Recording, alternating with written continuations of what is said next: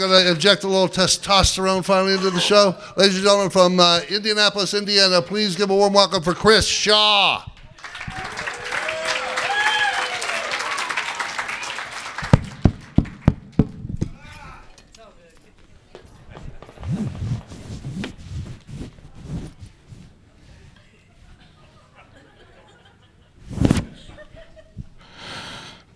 Hell yeah. Shit. I feel gangster tonight. I don't want you having 172 people to get nervous. Run back into the mall, nothing stupid like that.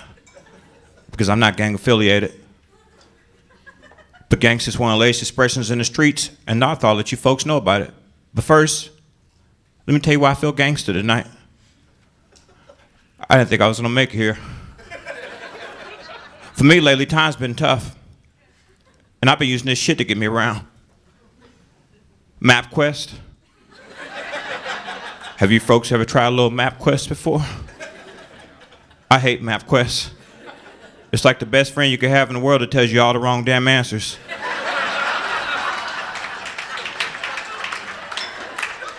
All right, you guys did pretty good for your first laugh. I'm so proud of you. We're gonna have like a couple more good things to laugh about. It's 420 weekend. Anybody excited about 420 weekend? Hell yeah, me too. I don't have any concrete plans. What I would do on a normal weekend besides listen to some Nicki Minaj and eating some delicious buttery popcorns, I like to watch the Travel Channel.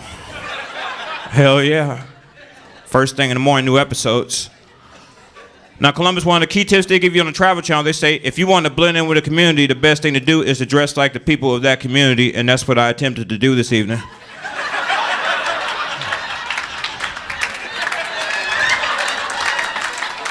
I hope you guys enjoyed my selection. Thank you. All right, we're gonna go ahead and start off with the bottom half of this ensemble that I'm sporting for you this evening. Check out these pants I have on, everybody. That was quick as hell, wasn't it? I've been practicing mirror karate all day.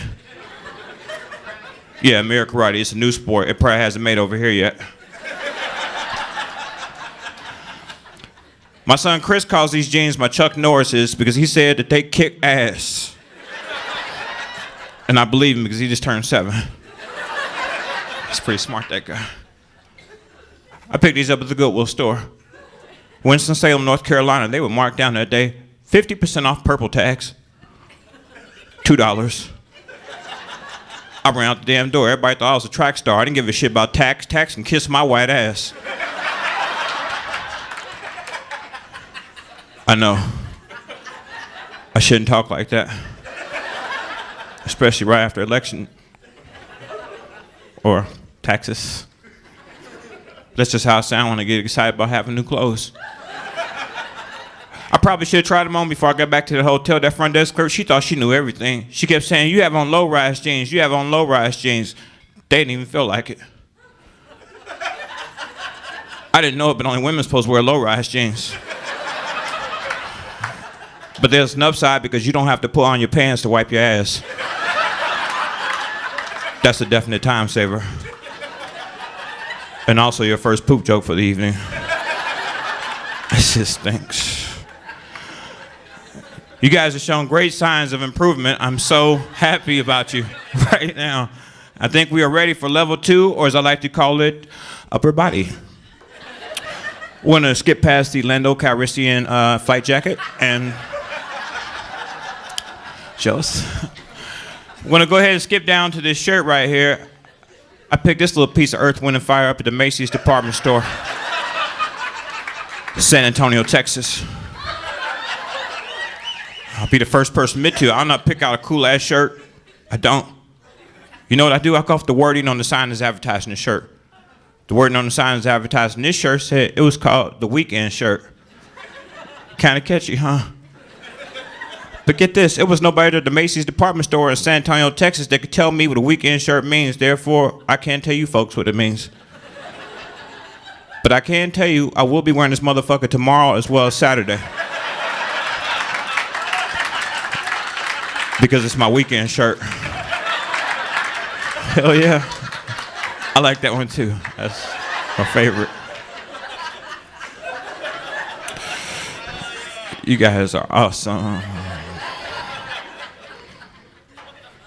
I'm so sad. I'm glad you are awesome because I was sad before I came here because my favorite season's over. Tax season. Man, I love the show. Tax season, I never get any money back. But that's the only time of the year you ever get to see crackheads dressed up like the Statue of Liberty. Thank you, Liberty Tax Service. You guys know that's not real dancers, right? Nobody stand in line for that job. And you guys are right. You're watching our dream unfold up here on the stage. I had 62 different jobs before I started doing stand-up, and my message to you tonight is, stay in school. My favorite job was a few years ago over in Indiana. I had a job at the airport taking luggage, and it was cool until they found it was me. Shit slowed down right after that. I don't know if you folks follow global news. They said in the last few years, there's been a big oil boom up in Canada, a little place called Fort McMurray, northeast corner of Alberta. They said they have twice as much oil as they do over in Saudi Arabia. So if you're working on an oil rig, average salary is up to $100,000 a year. Get this, 18 to 20-year-olds making this money. Down here, everybody's trying to hold to the last dollar to make it on through the next week. They said it started out around September 11th. The unemployment rate reached an all-time high. They also said it was just as difficult trying to find a job as it was to maintain one, which I also agree to, because I seen an ad in the paper one day. And you folks might have seen the same ad before. It didn't have the name of the job, but it said, now hiring friendly faces. Must be willing to work with others in an excellent physical shape. I'm like, all right, that sounds just like me. I thought so, till I called that number up. It was a damn Jehovah's Witnesses. I was shocked too. I've already told you guys, you seem like real nice people. I'm gonna let you know a little something secret about me. I couldn't resist the operator. She's a real nice southern gal. She had this little nice country twang in her voice when she talked. It turned me on. Brother Shaw? Yes? This is a tedious and repetitive position. Okay. Before consideration, we'd like you to come in for a strength right there. An endurance test. Amen. And that's when I broke character. I'm like, what the hell are you wearing? Hey, how much is this call gonna cost? Ma'am, do you accept prepaid debit? Hello? She hung up on me. When I showed up on site, it was anything like I expected. They had me there for like 2 or 3 hours like this.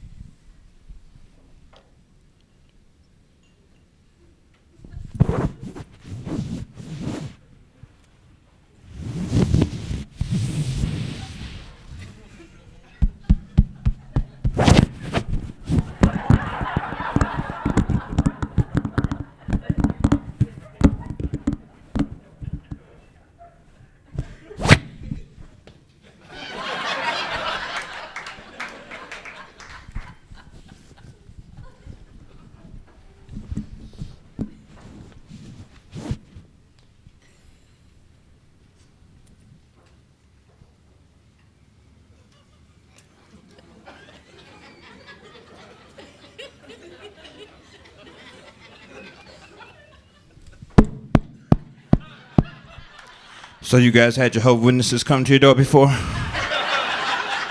I'm sorry, that's a long time to be quiet, wasn't it? I was a theater major. My most fun time on the road I can never forget. Last January, I was working over at Minot, North Dakota.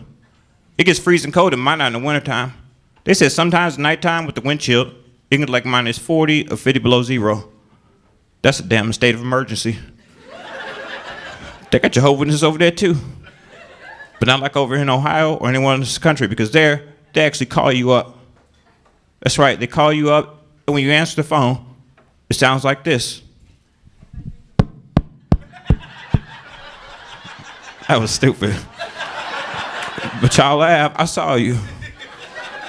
It's a very fun crowd. Let's take one more adventure, shall we? Are you folks familiar with the Jehovah's Witness crawl? You know, okay, that's where I lost you at. All right, we got a couple minutes. Let's put it all together. Saturday, let's say usually around noon. You and your significant other are getting your freak on. All of a sudden, out of nowhere, you're gonna hear a mysterious knock at the door. Fellas, what do you do? You keep going, that's what you do. For like another 30 seconds, I like to go 45 myself because time is money. That's what it said on the receipt. Then you're gonna do what they call the Jehovah's Witness crawl. You know, you're all on the ground like you lost a contact lens.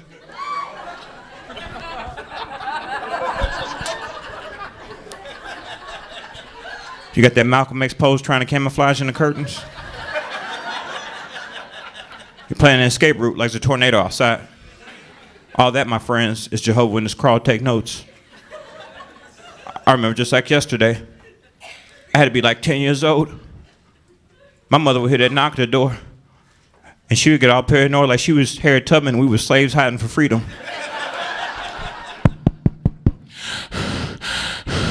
Y'all get y'all's asses down. They's gonna seize us. And we were Jehovah's Witnesses. That's the same part I laugh at too, every time. I'm glad you guys enjoy my pain. There wasn't always shits and giggles at my house. My father, he was totally opposite of my mother. He's one of those older guys. He always had a solution for every problem. He liked to give everybody their own special name, as if he created them himself. He called Jehovah's Witnesses herpes. Because he said no matter how many times you got rid of them little bastards, they'd always come back. He told me every Friday night, Kris, those herpes come to my door tomorrow. Don't you answer it. You let me get it. I just stood there because I didn't understand. But even if you never understand your parents, you should always listen to them. Because in the end, it all makes sense. The next afternoon, my father was right. Just like clockwork, they would come to the door. And he would go to the door, butt-ass naked. Good morning. Rise and shine. Yeah, I'm prepared for Jehovah's return. No, I got your watchtower. I can't believe you guys just let me have this waving over you like this. Isn't that crazy? You didn't believe this is really the size of my penis, right? Actually, it's twice as big. I had to scale down for the joke. Could you believe what I would do if my penis had a microphone stand on the end of it, a clip? You know what I'd do? I'd walk around all day giving interviews. That's what I would do. What do you think about Whitney Houston? How about Bobby Christina? Thank you guys. Have a great night.